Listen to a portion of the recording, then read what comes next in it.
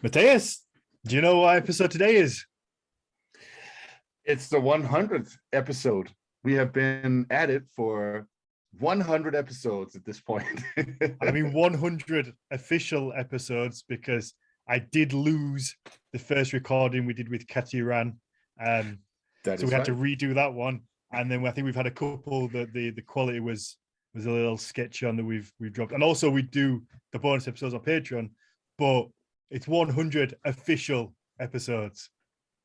It is the 100th official episode. I wish I had like one of those kazoo thingies that goes meh, and we could have balloons falling down or something like that too. I was going to try and get a hat and everything, but I forgot and didn't. But New Year's is over. That's it. Yeah, I think we should start by just saying thank you to everybody who obviously has listened and continues to listen. The show wouldn't be here without people actually downloading it and listening to me and you ramble week after week. It's amazing that so many people do that. Yeah, I'd love to thank everybody for following us and being part of this interesting journey. Yeah, it's definitely been interesting, and like I said, I have so much respect for us doing the podcast because it's ultimately changed. I guess it has kind of changed my life in a way because I was very much on the edge of being a Viking bro. I feel I didn't know any better, and then we met. We've done the podcast, and I've come over to the light side, I guess. No, this is actually the dark side. Just if anybody's wondering, this is the dark side. This is the dark side. But I guess so. I mean, but what does it even mean to be a Viking bro? It means that you think Viking stuff is cool and you like the artwork and and when we're talking about specifically about the bro crowd, right? It also means to like lift heavy things or do martial arts or something like that too. I think there's a lot of people that actually could be me then. Exactly, and me too. So I don't think it's that bad. No. I mean more kind of along the side of people who get a lot of their information from memes and just quick Wikipedia searches. And unfortunately, I mean, I don't think there's a necessarily, obviously it's not good, but people are just so busy they don't know where else to get it from. So that's where I was getting it from. And I just assumed at that point that what I was reading was accurate and that it just wasn't as complicated as it is. Yeah, exactly. And I think that's how most people approach most things. We think that they're less complicated than they actually are. And I think it's really important that, there are places like this podcast that make sure to remind people it is actually complicated. And we should consider why we say and do and think certain things about the Viking Age and all of that stuff. So yeah, that's our mission. Yeah, no, absolutely. And to us, just as well as everybody who listens to the podcast and also supports Horns of Odin, I get a bunch of people who come in and buy from us or check out our stuff because of this podcast. They listen to the show and then find out about it. So in that respect, it's obviously had a big positive on me. So yeah, I just have to thank you to everyone who even just sends us a message, takes the time to write a review. It's all positive. It all helps us keep going. And obviously the patrons get an extra special shout out because they help us keep Shan in a job and help us keep growing the show. But yeah, just a big thank you all around. I think it is needed. Absolutely. And applause. And applause. Shan, insert applause here now. All right. I know after that brilliant applause. All right. Welcome to the Auditory podcast. I'm Daniel Farron, co-owner of the company Horns of Odin, and I'm joined as always by Dr. Matthias Nordvik. Hello, everybody.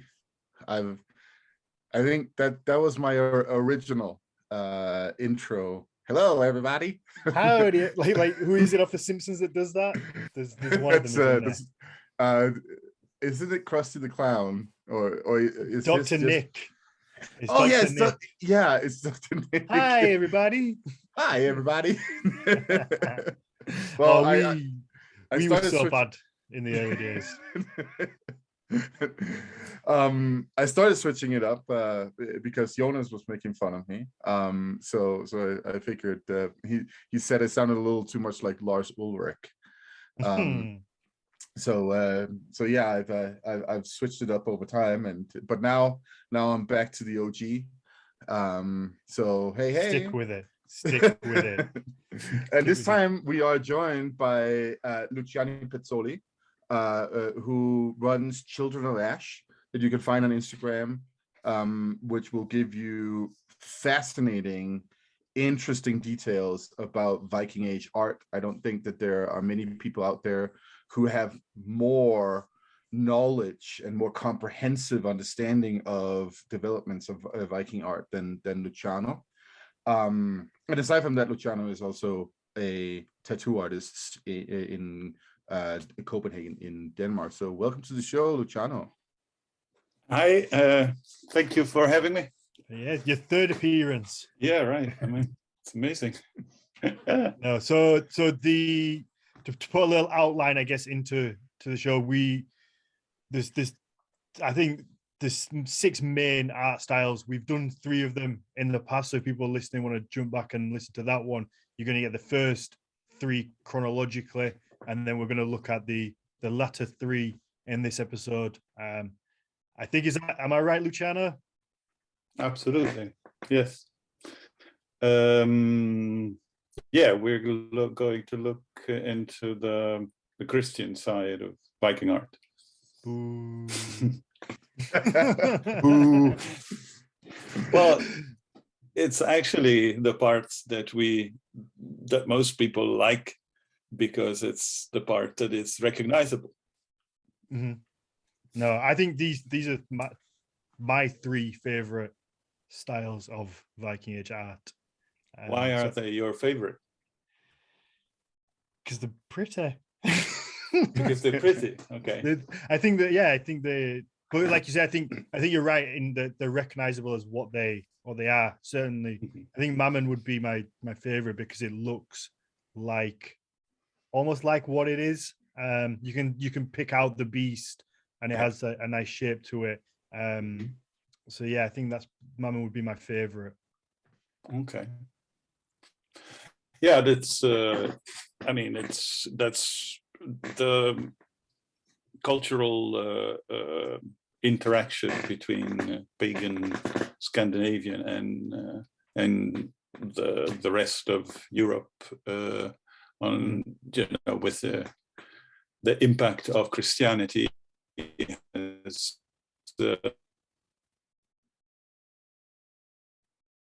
in dance, as I call it. It's not was imposed. It was it's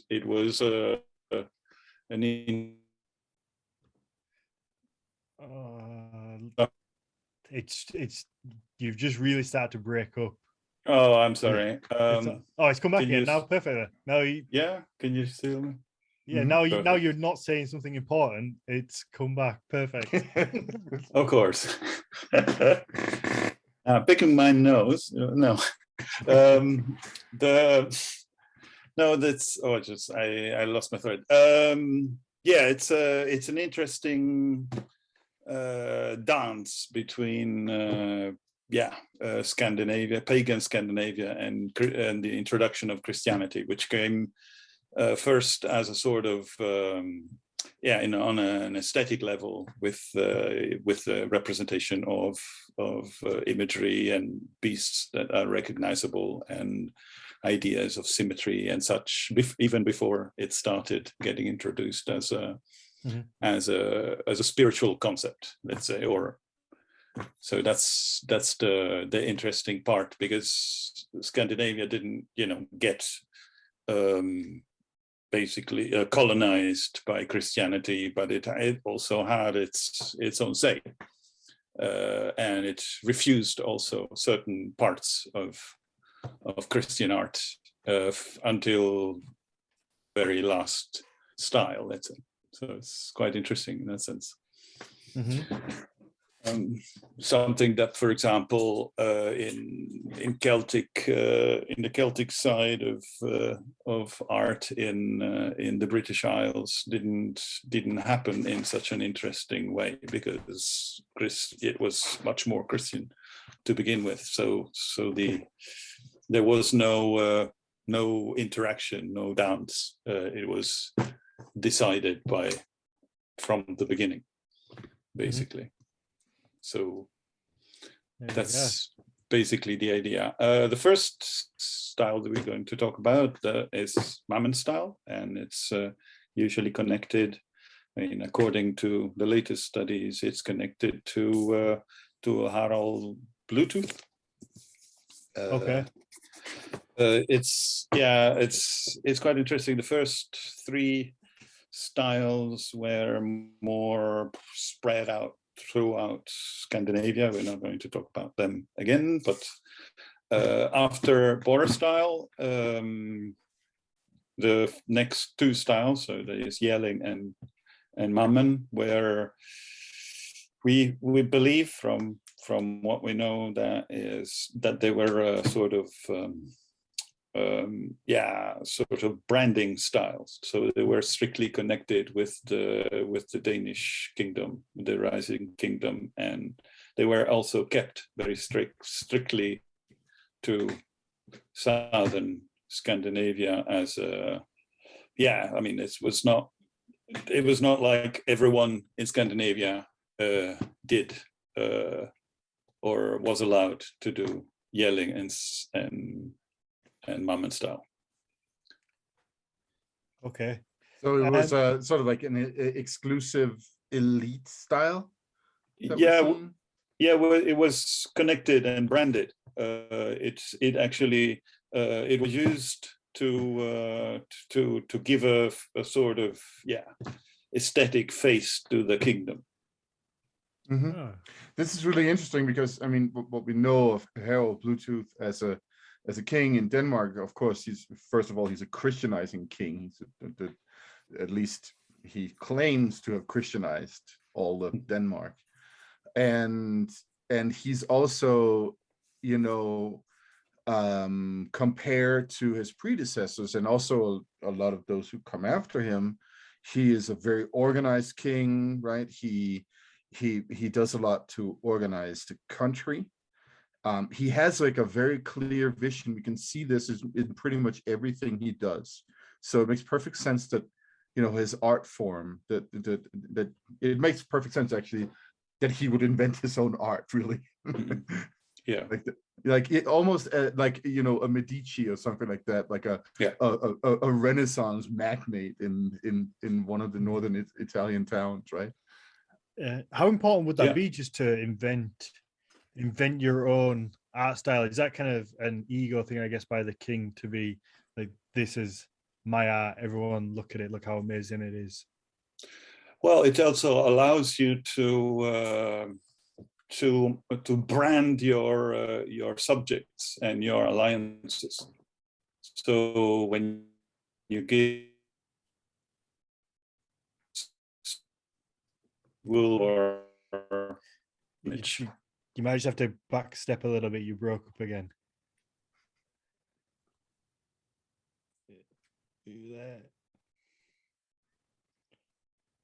It has to leave. Yeah, can you hear me?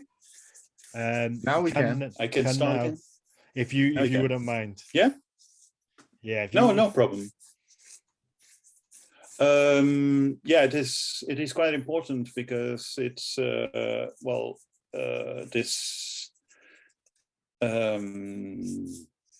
this type of art, the branding of art also allows you to give a branding to your alliances and to your subjects. So through gifts and certain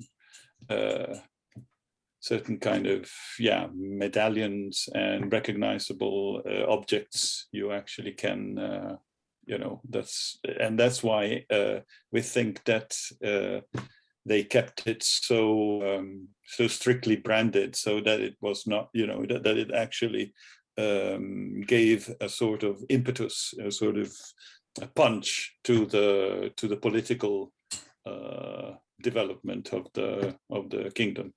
Mm-hmm. So would they make it quite complicated on purpose so then people wouldn't be able to copy it? That's a good question. Well, I think that it was already developing in a rather complicated manner. I'm not sure if that is the case. It's a bit complicated. I mean, it's like, yeah, they got the best ones. You know, the king would actually, you know, gather the best type of artists. But I've put together a couple of examples, and especially there are two caskets. Actually, I'm going to talk only about those for this style, which are believed to have been gifts to important key players in the Christian mainland powers. The first casket is the Bamberg Casket. It actually I'll show you straight away. Let's see. I'll go through them. Let's see. So before we necessarily look straight at the casket, what are the defining features of Mammen style? Obviously, maybe you can use the casket to point them out. Because I imagine each style has their own kind of features of what makes absolutely artwork Mammen. And for anybody listening who can't see, the videos will go on to YouTube, but also we'll leave any of the caskets or whatever we brought up. We'll tag them in the description so you can find them. See, I can't see the whole page. Oh, 1 second. Oh, there you go. You got it. It is. It's the Bamber Casket. Yeah, 1 second. Yeah, all right. So this would be the Bamber Casket, and this one actually exists. Wow. It's the only one of two that actually exists. It's made of, presumably, it doesn't say. It's presumably made of walrus tusk. On the label there, actually, it's in Munich, in Germany, it says that it might be mammoth tusk, but I am not sure. I don't think so. How would they have gotten that? Like, yeah, I don't know. I mean, like, found it somewhere, and I don't know. It sounds like a sort of yeah. So anybody listening, how do you spell the name? Because this thing is absolutely stunning. Anybody who thinks that I guess people in the Viking Age were savages and uncultured, you need to take a quick look at this, because it is beautiful. It's absolutely beautiful. I don't think there's many people on earth today that could make anything near the quality of what this is. It's a stunning piece of artwork, and it's extremely detailed and delicate. I imagine it's quite breathtaking when you see it in person. Absolutely, and it's the collection of the work of 3 different workshops. So it's the carved walrus tusk in the white areas, the engraved or the carved ones, and then the engraved gilded bronze bands around the corners, and there's a lining around. Those are engraved in bronze and then gilded, and then at the top there are these beast heads. They're like 4 raven heads and 4 wolf heads, and they are. So we're talking about 3 different groups of craftsmen. Okay, so it's not just not one person would make the entire piece. absolutely no, no way, no. You can actually see it from the differences within the style. So what we're realizing here is that like the assembly line for manufacturing was already invented back in the Viking Age. Mm-hmm.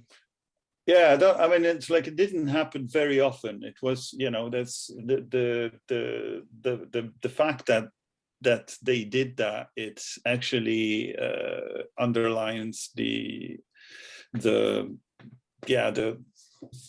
importance of making something like this. It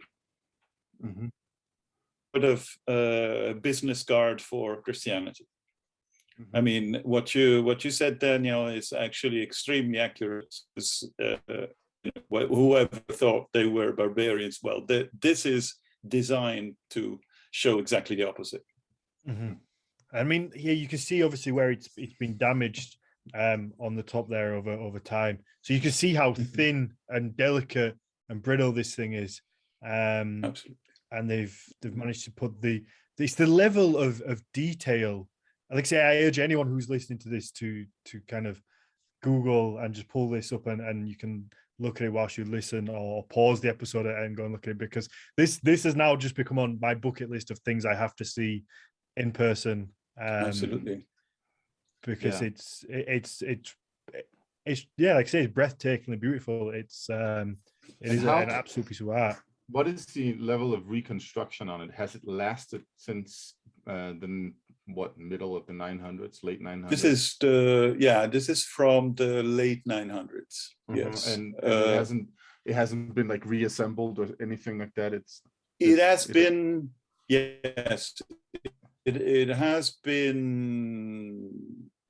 changed in a little bit, just for what regards the key. I think, I don't know if I can, because in this image you can see the original. Well, actually, you can see everything here. You can see at the top, under the two wolf heads, there is this reversed T hole.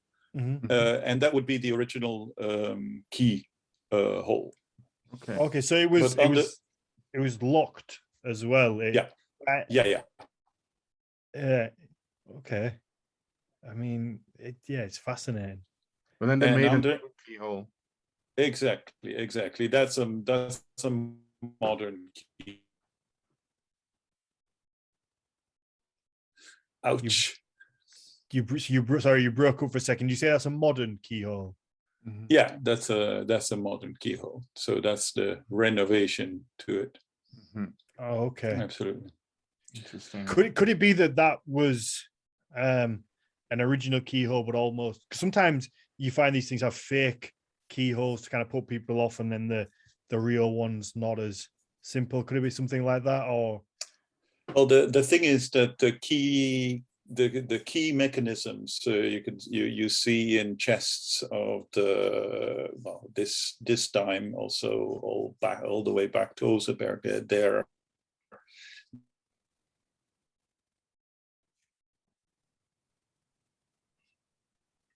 than the one you see down below here. This is like the type of keys, that the key mechanisms that we would have.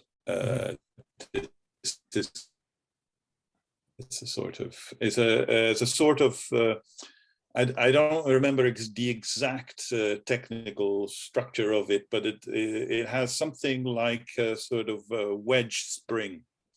Okay. It goes inside and just opens some mechanism inside, and then you can open the whole chest. Do they have the key? Oh, hang on, you broke. Yeah. So, Are you there? I am there. Hello? Oh, you're back. Yeah. So do they have the key? I don't think so. Oh, see. So they don't know what's inside it. No. I think it's it's empty. But it's not that it hasn't been found somewhere. It's always been it at Bamberg. It was a gift to presumably the daughter or the wife of the emperor, the German emperor. Mhm. And it was a reliquary, most probably. So both chests were. But the interesting thing, I want to go a little faster if I can, because there is a lot of things that are quite interesting as well. Okay, absolutely. So you've got like because yeah. You hang on 1 second. You started breaking up really bad again. Yeah. Hello. You're back. Hello. You're back. Hello. All right. There is a number of beasts in a certain order, and that as I mean, it's a bit of a Dan Brown kind of situation. We know there is a meaning to all this, but we don't know exactly what it is. Okay. But I want to just illustrate that a bit fast. I mean, the peculiarity of well, okay, here is the reconstruction of the whole thing. So you can actually see the whole whole bit. Have you done that?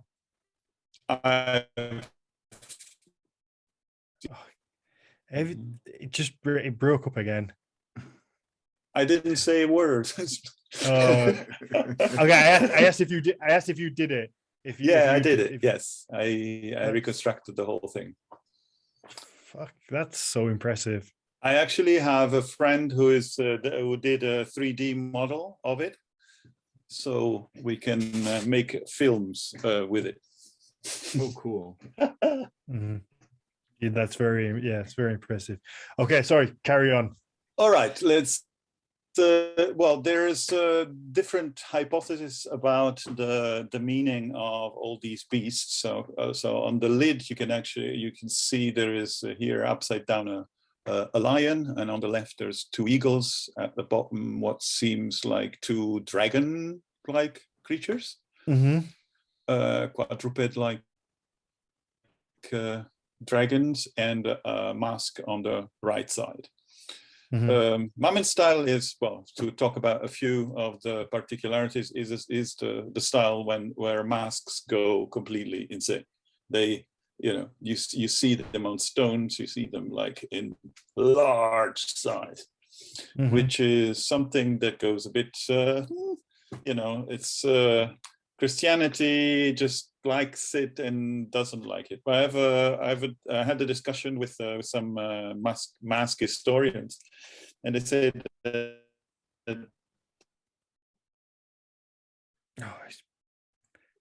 he's broke up again. Right at the very interesting point. It always is the most interesting point. So you said mask historians.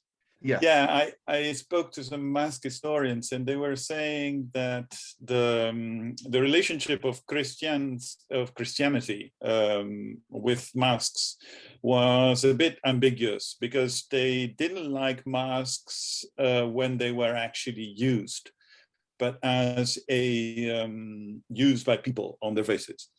But when they were integrated in a cultural heritage coming from Greece and Rome, etc., that was not so bad. So they did have that in their art. So that's probably the reason why they didn't cringe too much when they saw that coming from Vikings. Interesting. Huh.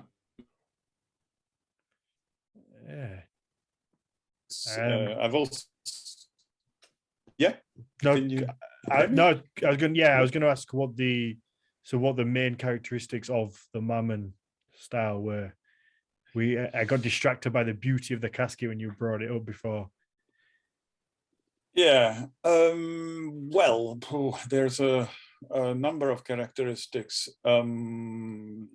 It's compare, because we're talking about a stream of art development, so it's really hard. I mean, it's like they would they would not really understand what you're talking about when you talk about Mammen style. They would have collected a number of, high quality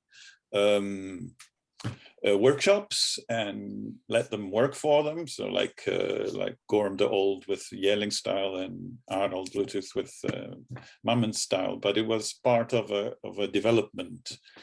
So it's very difficult to say like, okay, this is square, this is probably some of the best of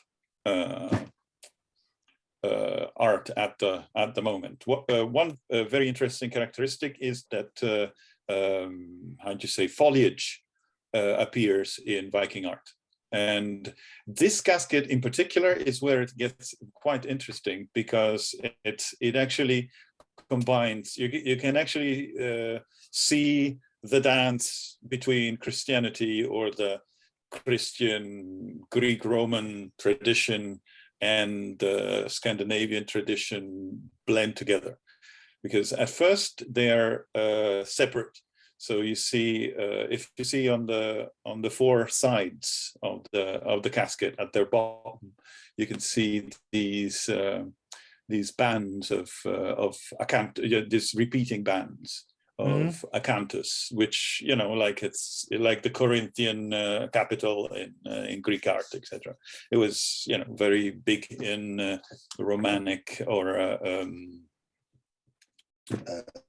art, so it started seeping through into Scandinavia, but it's quite interesting because at the corners of the sides there is the Scandinavian interpretation of the same foliage idea, which is much more edgy and bulbous and on sides, with all the nuts that connect it, for example, here and over here. So they keep them.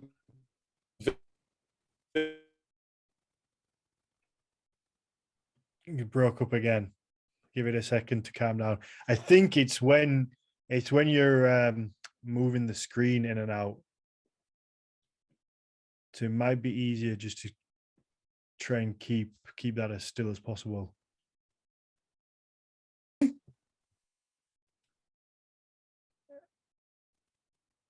Hello? Is anybody there? Is it just me? Lost him.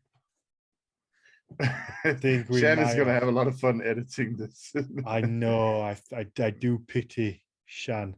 I wonder whether we've lost Luciano. No, he's still connected, but he's lagged out. Well, it's really interesting to see that difference. And I mean, obviously, I think most of us can recognize that Mediterranean style from what we may know from popular culture around manuscripts from the medieval period, right? That kind of stuff that the ornamentation around letters and such. So it's really interesting to see how that becomes like a very its own interpretation in a Scandinavian context on those sides that we're seeing on both sides of it. Yeah, absolutely. It's so frustrating because it's so fascinating for me looking at these and talking about this artwork, but Luciano's internet just is awful. But yeah, it's there's just so much that I want to ask and then learn. Yeah. Are you back? Can you hear me? You're yes, back. we can hear you. All right. Perfect. Okay, I think if you try not to zoom in and out, we're going to have to kind of, if we look at it from a distance, would be best, and try not to move it around too much. I think that's what's causing the lag. When it stays still, you perfect. come through Yes. quite well. All right. Perfect. All right. No, the interesting thing I was saying is that on here at the bottom side of the casket, where you see the smaller mask, right? Can you see it? Right. Yes. On the two sides at the top, between the lid and the side, there are these 4 small registers in which the Scandinavian foliage and the acanthus are blended, and it's the first time we know of that they did. You see, so you see the lobes of acanthus and the structures and the knots of the Scandinavian trees, let's say, on the sides. And they're blending into a mask figure, really, which is really interesting too. Yeah, these the two sides where these three hoop actually is signifies or depicts the roots of a tree. So you got like the roots of the tree on the sides of the mask. And right, well, what I wanted to say on a symbolic sense is like I read a thesis on this casket, and I don't remember the name of the scholar. Just, oh my God, that's horrible. But he hypothesizes that the beasts on the lid should symbolize the how do you say, the gospel writers,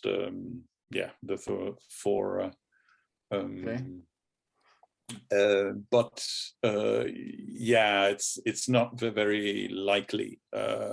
What would connect these images to the authors of the Gospels?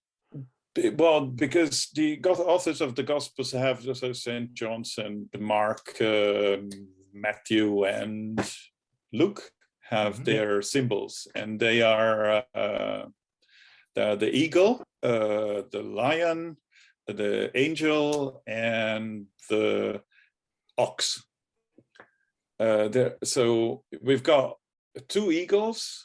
Which is rather strange, because when you see the symbol of the evangelists, you see them as one, not as some 1 and some 2.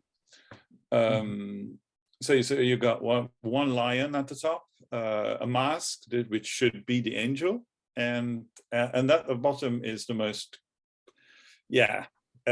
dubious of them all, because those 2 dragons should symbolize, in his view, the ox, which they don't look like an ox to me. I'm not sure I can follow that guy's interpretation. No, I think he was a bit pushing it like rather strongly. I mean, there is through his interpretation, actually. Yeah, go on. I was going to say there is an undeniable cross, like Christian cross on the top, though. I'm guessing that's there on purpose. Yeah, it is possible, but it's it would be a Greek cross, really, not like a Is it just me, or do those wolf heads on the very top, do they look very similar to the head that we find on that so-called Icelandic wolf cross? Yeah, they could be, yes, because actually the interesting thing about those wolf heads is that they are actually technically Yellingstad. So they are also the raven heads at the corners. That's raven. So the 3D guys were actually a bit old-fashioned, if you could put it that way, because of their use of filigree. Oh no! Oh shit! I zoomed in. It's all right. So they're a bit from say an old the old register, old school of art. In fact, the Camin Casket, which is the next casket we're going to look at, I mean, but first I'll have to tell you about a couple of symbolisms here, because they connect, clear connection between the two. Okay. The casket was made. Sorry? No, Still there? sorry. Yeah, it broke up again. If you carry on. Yeah. Oh, because the following casket, which is larger, actually also was made by three workshops, but the 3D workshop was a different one. So these guys got fired, maybe, or substituted somehow. By more modern kind of masters, really, or designers. So they were. But what we do know about this, this Dan Brown kind of mystery, which is also quite interesting, even if sometimes it's even more interesting than what we actually do know. There is a correspondence between the animals on the lid and the ones on the sides, but they are turned 90 degrees to the lid is turned 90 degrees anti-clockwise. Okay. If I'm not incorrect. Yes, exactly. So on the lid, if you follow me, here's the lion, and at the center of the side of the right side, you see the lion. Right? Then if you go to the eagles on the left, here you see an eagle here at the top. Okay. Yeah, that makes sense. And you can see the dragon. Exactly. The dragon. And but yeah, exactly. And then on the mask side, actually, you see all the other three animals. So you don't see the mask at the bottom place, let's say, but you see bird, lion, and dragon. So the other three animals on the lid. So there is a clear, but the quite interesting part is that there is also a correspondence of animals as is. So with the next casket.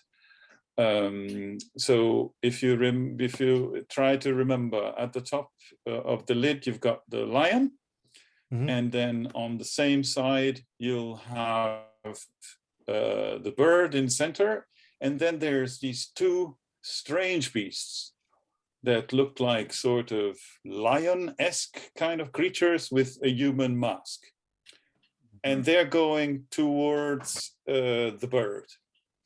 Now, let me change image for a second, and then you'll see on the. This is really interesting because it's like symmetry, but not symmetry, in a way. And absolutely you have to assume that in something that delicate and detailed, things are put in a certain place for a reason. That it's not absolutely not just putting it there. Oh, definitely. Actually, I have a picture that shows that side of both caskets. Here you go. So this is at the bottom. You see the lion and the two sphinx-like creatures, and the bird in the middle, right? And on the other casket at the top, you see a lion at the top, two birds in the middle, and then again those two strange sphinx-like male creatures, but this time they're going outwards. Okay, yeah. So and they don't appear in any other part, those creatures. There's two, and they're in that position, and that's it. Mm-hmm. And one of them they're facing inwards, and the other one they're They facing face outwards. outwards. Yes, exactly. So, what does it mean? Do you I have have no idea. What does it mean? Well, Yeah, I was wondering if you had a hypothesis. Maybe you had an idea, or maybe you thought it meant. Actually, no. This is one of the incredibly fascinating things about Viking Age art, and especially right at that time where Christianity really hits. It is so incredibly difficult to actually figure out what the hell did they mean with this stuff, like, because I mean a famous example of attempts to interpret for instance a beast is the yelling stone that Harold Bluetooth raised, where he said that he Christianized the Danes and conquered Norway and all that funky stuff. And like there's a beast on the side of it of some kind, and people have been like, yeah, that's probably like a dragon, or maybe it's a lion, or maybe it's a devil, and there's like a million interpretations of it, really. Mm-hmm.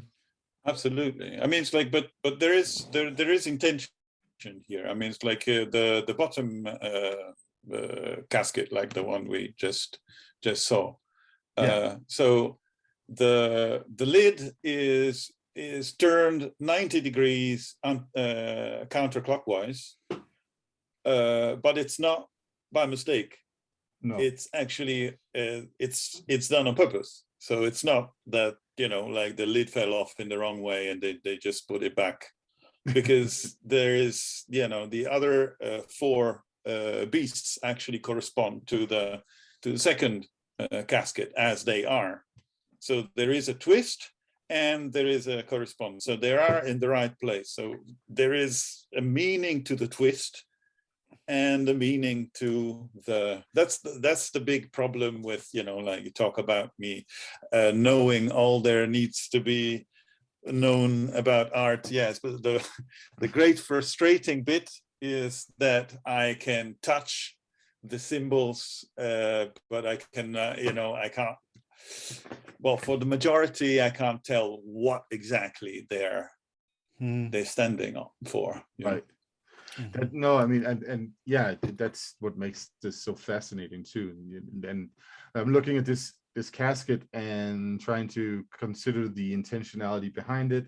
And the lid has 4 images, and and only 3 of these images are reproduced in the side images. And I'm wondering to myself, why not all 4? Like, what is it that what kind of decision happened there? What is the purpose? What could like, I mean? Could there be going on? Could there be significance to the mask? Because all the other three face as if you were looking at the casket are facing you, whereas the mask is facing in towards the lid. Just almost facing away from you rather than towards you. Yeah, there's some very deep symbolic meaning to this.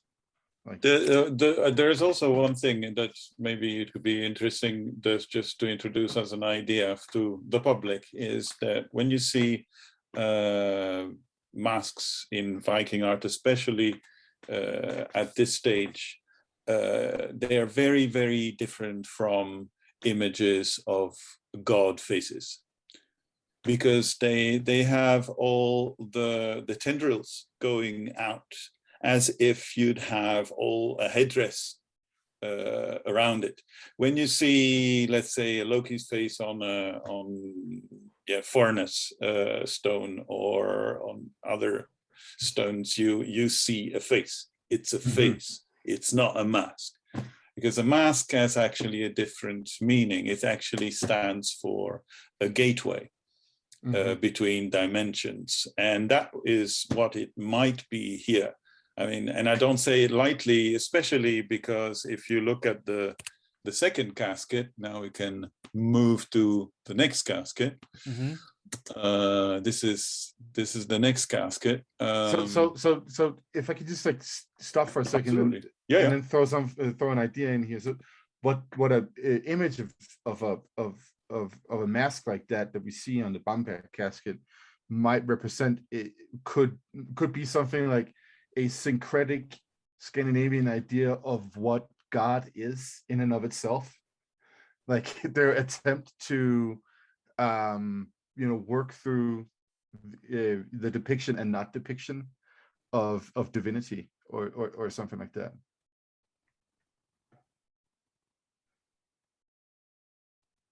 I hope that silence is not because Luciano thinks I'm totally crazy. No. I mean, it's. I find it a bit. It's very difficult with Christianity, because Christianity just like kind of tolerates masks. So the depiction of actually a mask connected to the god, it's would strike me as pretty surprising. If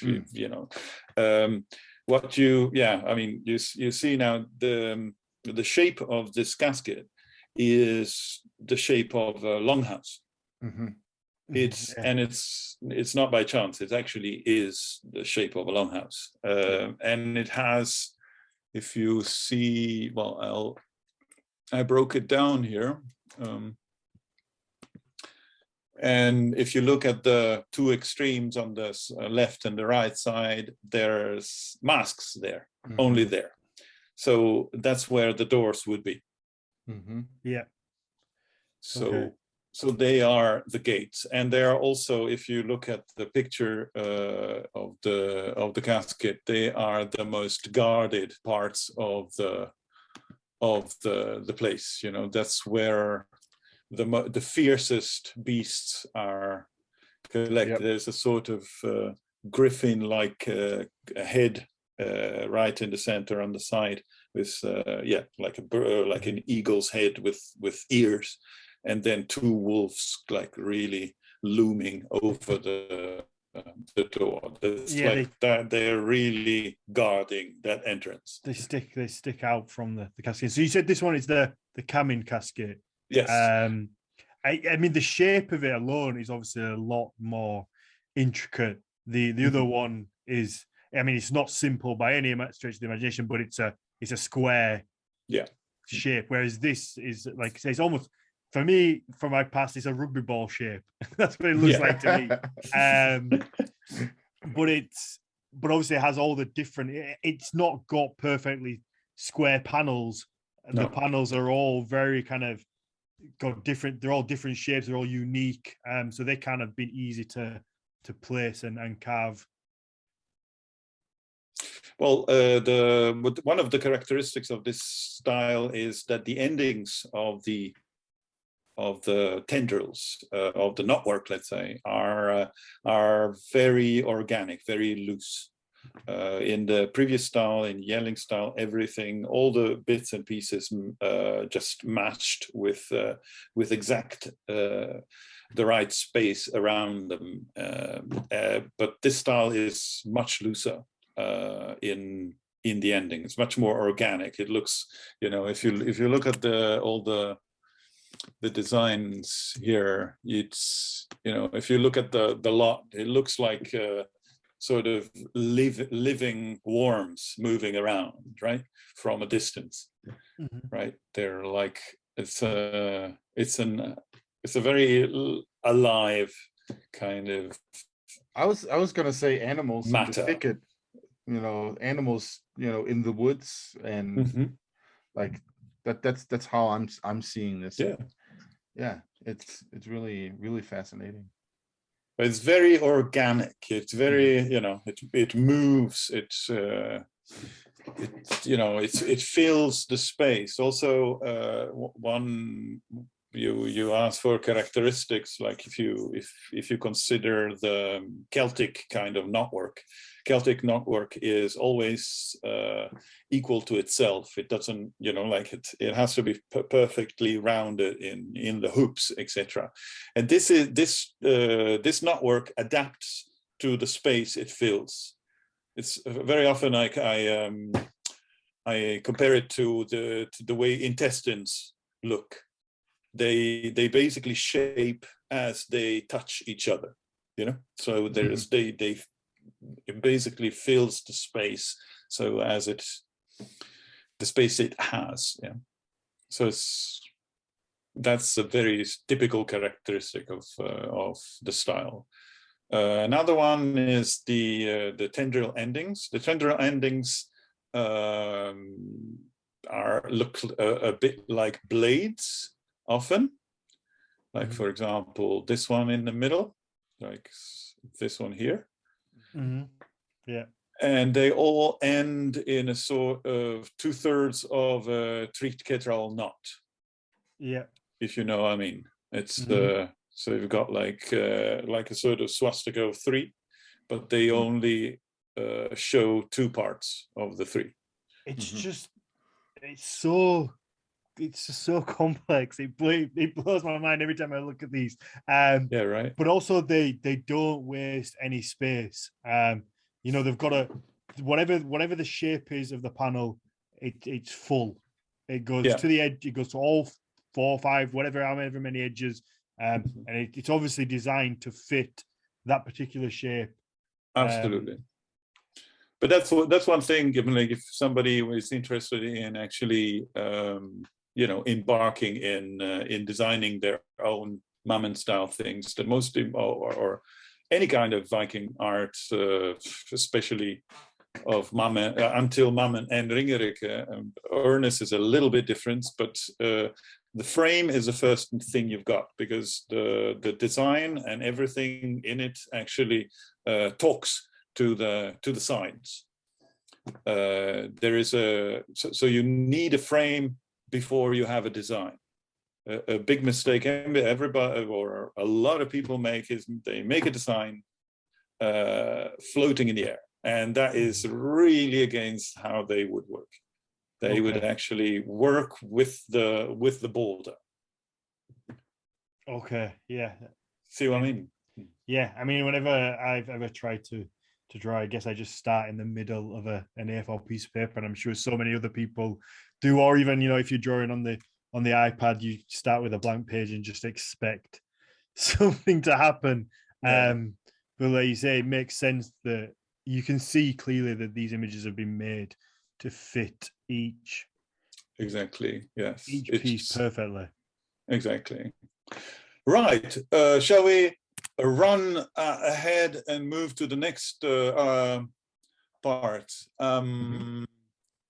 So, characteristics of the knotwork of this style is actually Can you hear me? Yeah, no. What I was going to say, what I think we should do, because we're pretty much an hour in already. Oh my. I think we should just leave this episode on the caskets, on Mammen. All right. Yeah, and then because we've got a bonus episode to record again after this. Of course. I think I don't want to rush through the other ones, because I know that they're going to be as equally fascinating. So we can do those 2 separately, in their own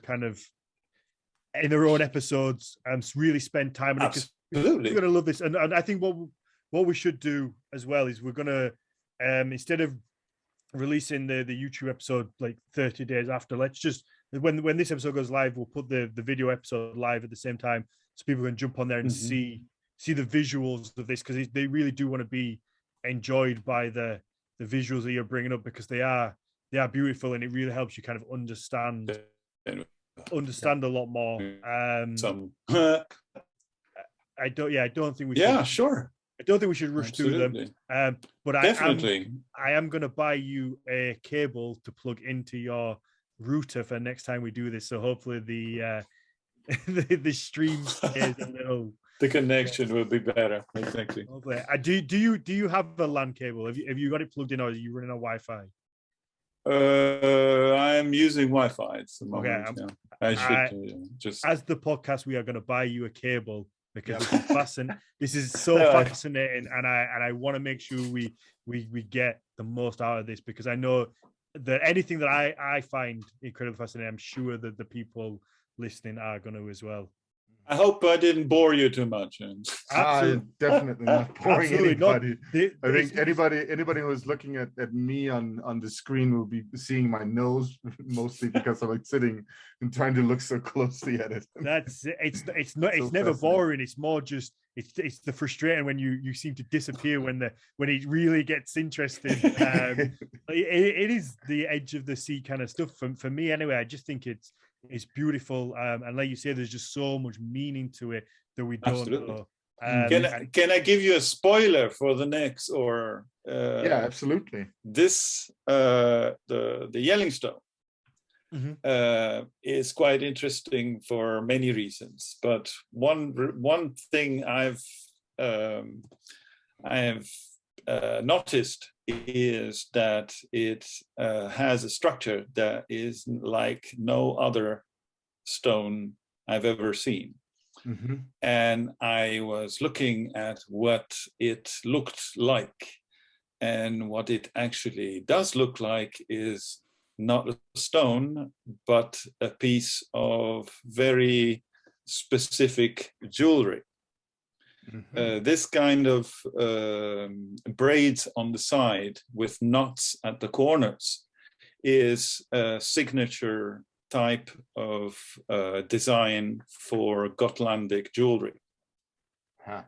So what I think is, and like it's my feeling, and from what I know of their signature style, is that Harald Bluetooth might have hired not a stone carver, but a jeweler to design the structure.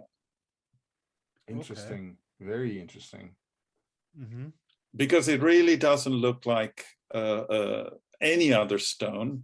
And if you look at the Gotlandic box brooches and like all these very specific brooches that they always have this kind of structure with these knots at the corners and this ongoing chain pattern on the ridges.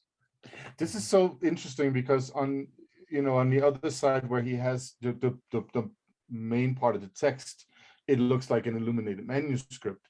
And it seems like there's again, I think we should assume the highest level of intentions in design, right? So we have to ask ourselves, like, what does it mean for him to bring a Gotlandic jeweler into designing the side?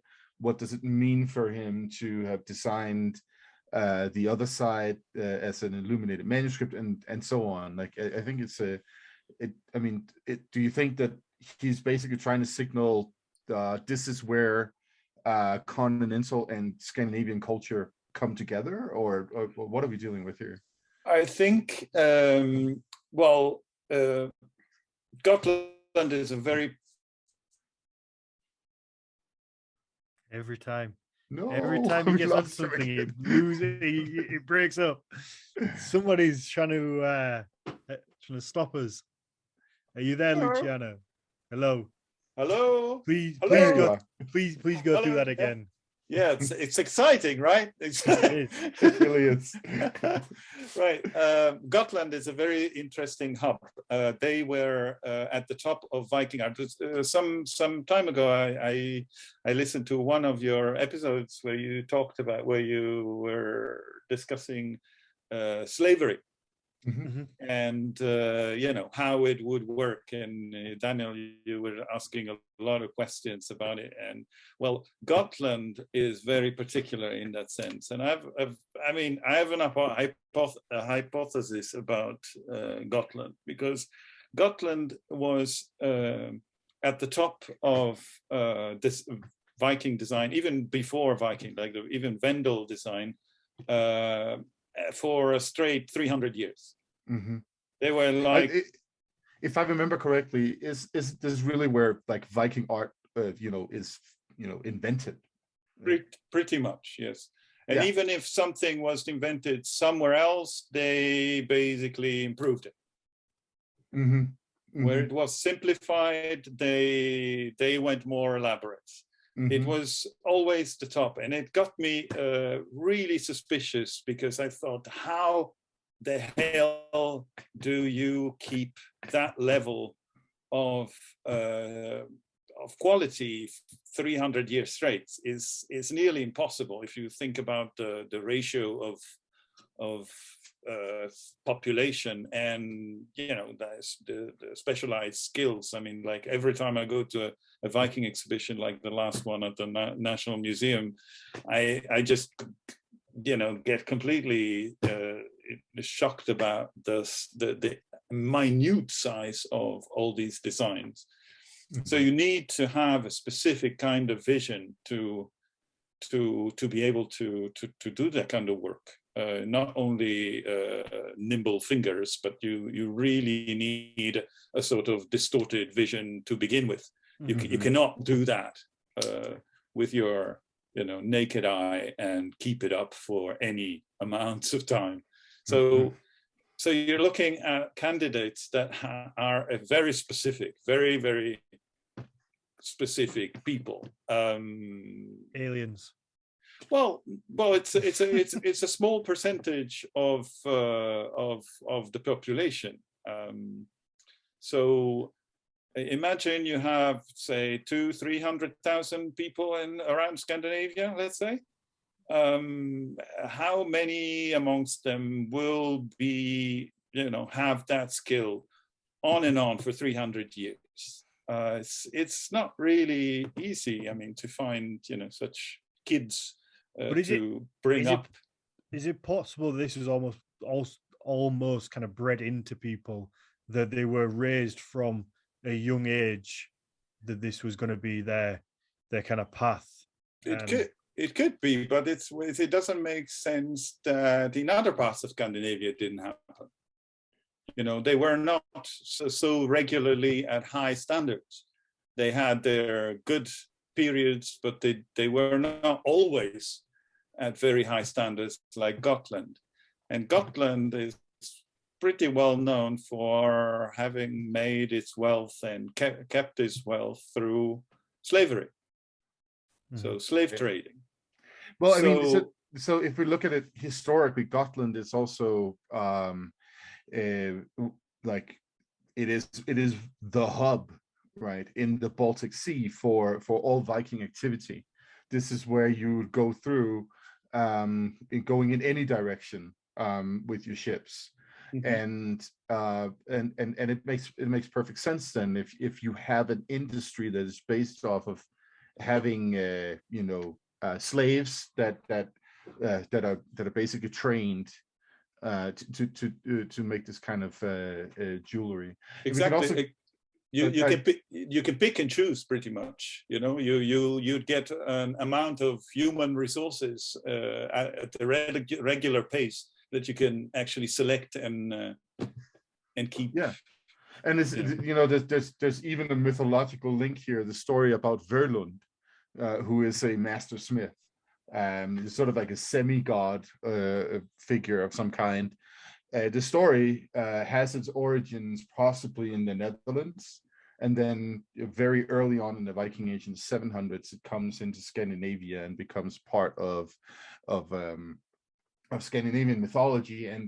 And this story is also about a guy who is captured, and because he's a good goldsmith and he's good at making jewelry, and then he is I think his tendons in his knees or something like that are cut, so he can't run away. And it's an evil Swedish king who does it, as far as I remember. There's also something about an island, but I can't remember that part. And I'm like, desperately looking for my book for reference here on my desk. But yeah, please go on. It's just really fascinating. So yeah, I mean, possibly, Gotland may be, the reason that, the place where Viking art developed off of foreign human resources. So another blow to the white supremacists. Well, I mean, as far as I know, the big study on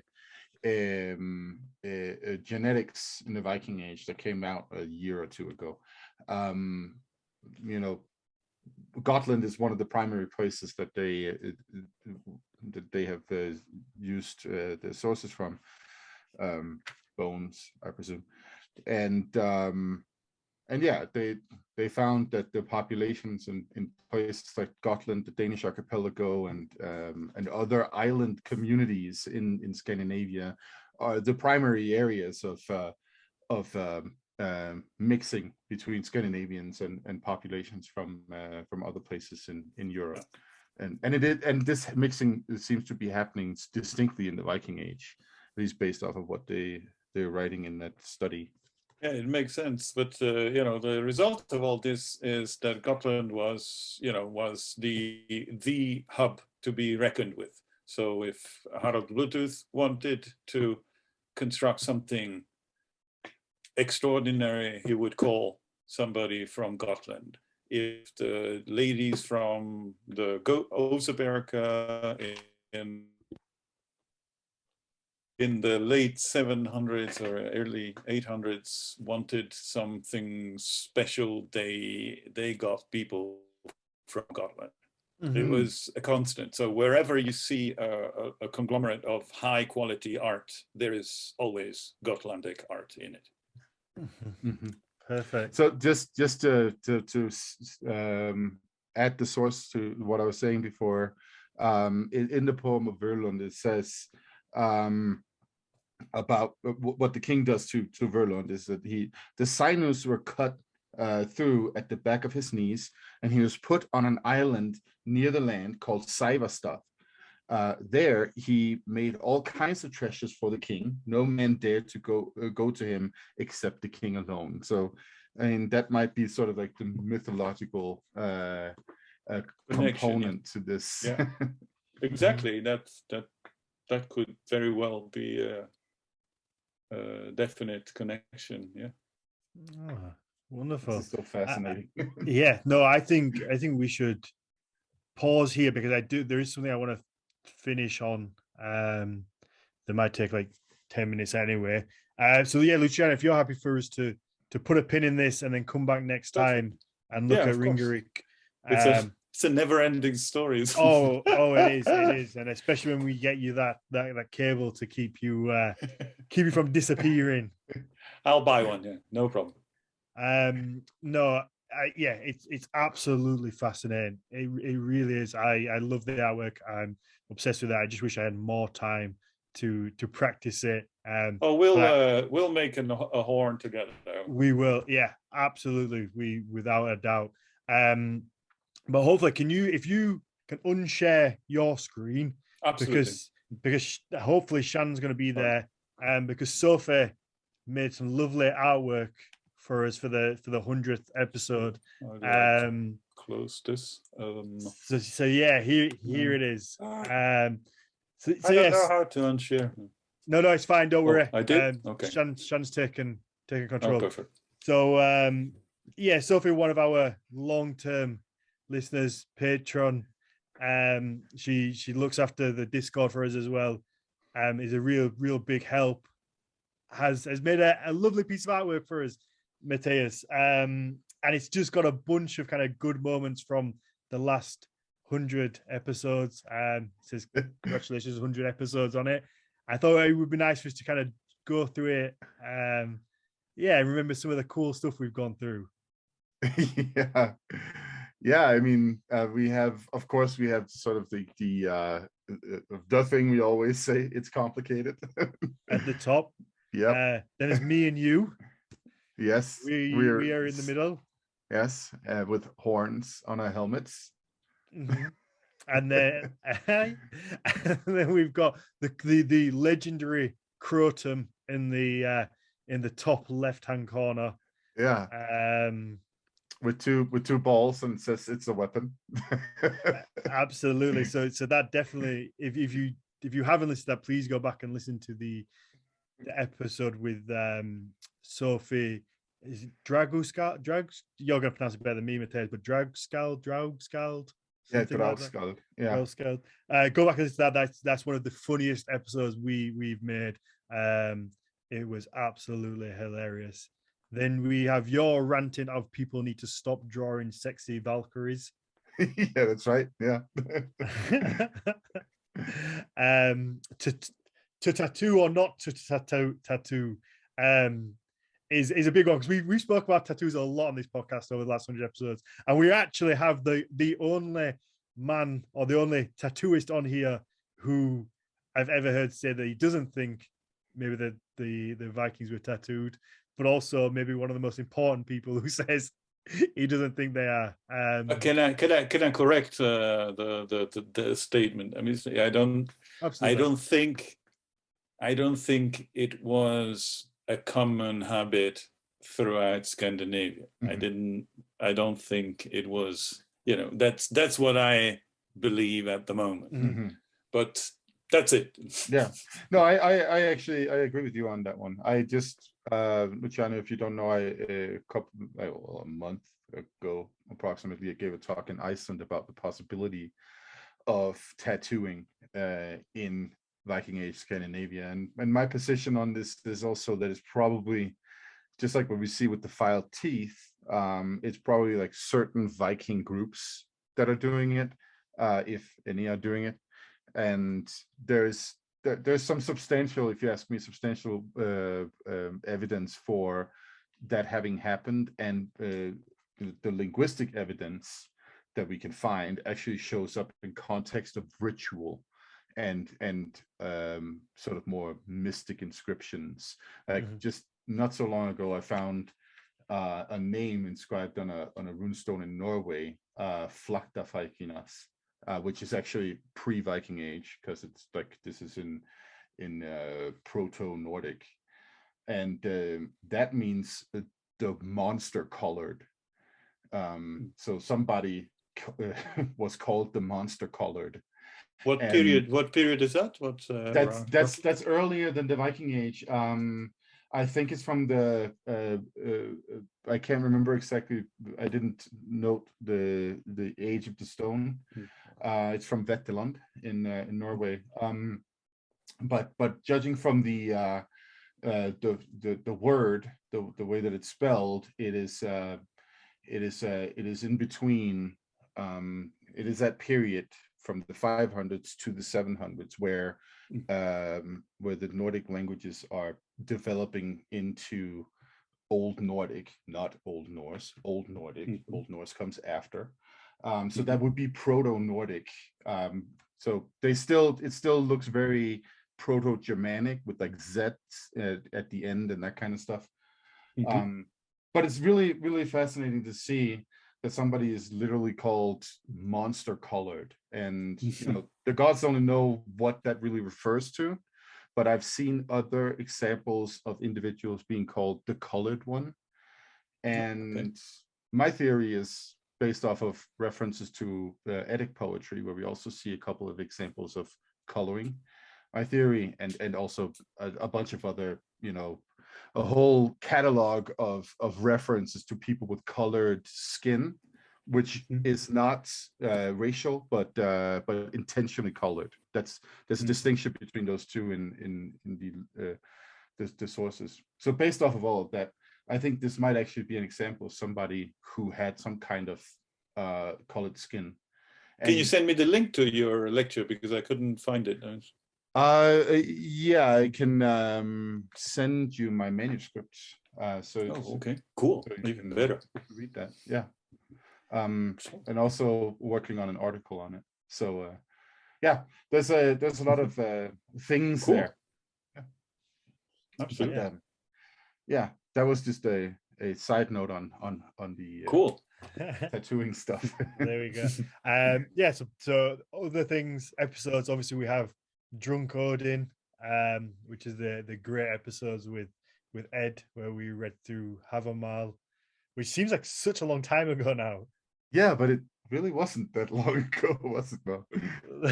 They were, yeah, there's some really obviously Drunk Odin with parentheses with 2 eyes. With 2, that's it. And obviously we have to have It's Nordic, Not Norse after your outburst against the word Norse. By outburst, it was a campaign. I was trying to make people understand how we need to distinguish it. Then finally we have Lothbrok means shitty pants. Now I can't remember who it was who told us that. Yeah, me neither. I've forgotten who it was, but he was saying how Lothbrok might mean shitty pants. Not was it Roderick Dale? I think it was. It seems like British humor. Yeah. And of course, there's also what kind of name is Aslog. So that's Auslaug from our watch long series, and again, Kattegat means cat shit, which you kindly let us know when we started the watch along. That's right. Yeah, cat asshole actually, but cat shit can do too. Cat, which is brilliant. No, I think it's a perfect time to wrap up. Like I say, it's 100 shows. It's a lot. We've done a lot. And I've enjoyed every one of them. I've learned a lot, and just a huge thank you to everybody who's come along with us on the journey. And hopefully you stick with us. I'm not going to do any plugs. Fuck it. It's just let's just wrap up. It's been it's a fun journey. Hopefully we get another 100 in there. Absolutely, we're aiming for it. Maybe even more than that.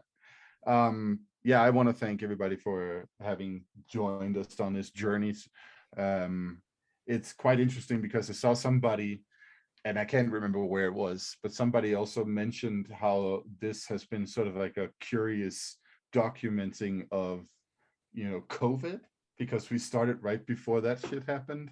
And so it's been something that has come up throughout our podcast ever since, pretty much, which, I guess is some kind of weird cultural, historical element. Yeah, we started in November 2019, I think. Yep. But we started out going once every other week.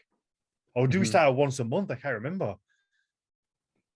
It was once every week. It was every 2 weeks. Every 2 weeks. Yeah. So yeah, the man himself, Shan, appears on the 100th episode as well. I think he's at the first time everyone's got to hear your voice. That's not there true. He is. They hear me at the beginning. There he is. So far, only patrons have ever heard me. the man behind the scenes who puts it all together and makes it a thing. Yeah. Mm-hmm. No, we actually went to weekly because of COVID, because you guys were locked down and had extra time, and we decided to go weekly at that point. That's right. Also, you, Matthias, were the one who said Ragnar shitty pants. That was me. Yeah, that was back in the Ragnar Lothbrok episode. It's in the first 8. You said it was a possible translation. It was either woolly pants or possibly that he shit his pants. Yes, that's right. But I feel like I think Roderick also mentioned. Yeah, I think Roderick did mention it as well. It's definitely come around again. It's one of those great factoids. Of course it has. No, Shan, I think an extra big thank you to you because you probably put more time into this podcast than me and Matthias do put together. You sit in on every episode, you listen to us, you put up hours, with that bullshit. Yeah, you listen to us hours every week, editing it, trying to make it sound as good as possible. So yeah, the podcast wouldn't be what it is without you. So a huge thank you for that. Thanks, guys. I really appreciate that. Yeah. Fuck off now. Okay, turn your camera back off. But hey, I'm joking. I want to throw one more tidbit in there before I go. There is, and we're going to put the 100 art in the show notes at least so everyone can look at it. But there is Shut Up Joe, which you guys forgot to mention, which is my favorite moment from all of the shows ever, which was when Ed started yelling at what in the recording was one of our patrons who was just scrabbling around in the background and had an open mic. But I And- think live, we all thought it was somebody outside Ed's caravan. Yes. Or I did. No, Anyway. I thought it was. he definitely knew it was Joe. That's why he specifically says "Shut up, Joe," is because he could see whose mic was open. Oh no, I know, but I think I didn't see that. And Oh. I kept hearing the noise, and I was like, "Who the fuck is that scrambling around outside Ed's caravan?" And when he shouted like, "Shut the fuck up, Joe," I was like, "Oh, poor guy. Who's he shouting at?" And as Sophie is noting in the chat, that was the same episode where Ed took a piss outside his van. That could be. He was pretty drunk that episode. Ed But- is a live wire. What I wanted to throw in there is actually for the vast majority of listeners who were not in that live recording, I replaced Joe with a dog barking sound effect. Oh, okay. So it's just Even Ed better. yelling at a dog named Joe. There we go. Also, I'm sorry for all the times I make you sound like a chipmunk, Dan. It's fine. It's I'm not fine. sorry. I'm going to keep doing it. I All right. deserve it. Remember All right, to have Luciano do his plugs. I'm out. No, Yes. yeah, absolutely. Yeah, Luciano, you do your plugs. Let everyone know where they can find you, and more importantly, if you're interested in this art style, book a lesson with Luciano. Book some time with him. He will teach you how to do it. I've done a couple, and it's absolutely worth the money, worth the time. It's invaluable. I don't think there's anybody on it that knows more than this man about Viking Age artwork. It's unreal how much we learn every time we do this, hour after hour. It's incredible.